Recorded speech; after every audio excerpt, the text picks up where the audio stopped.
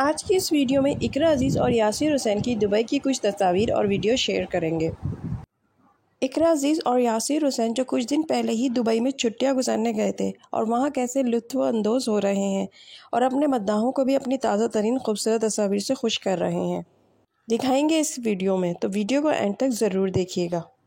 इकरा अजीज़ और यासिर हुसैन शादी के बाद से ही लोगों के पसंदीदा कपल में शुमार होते हैं।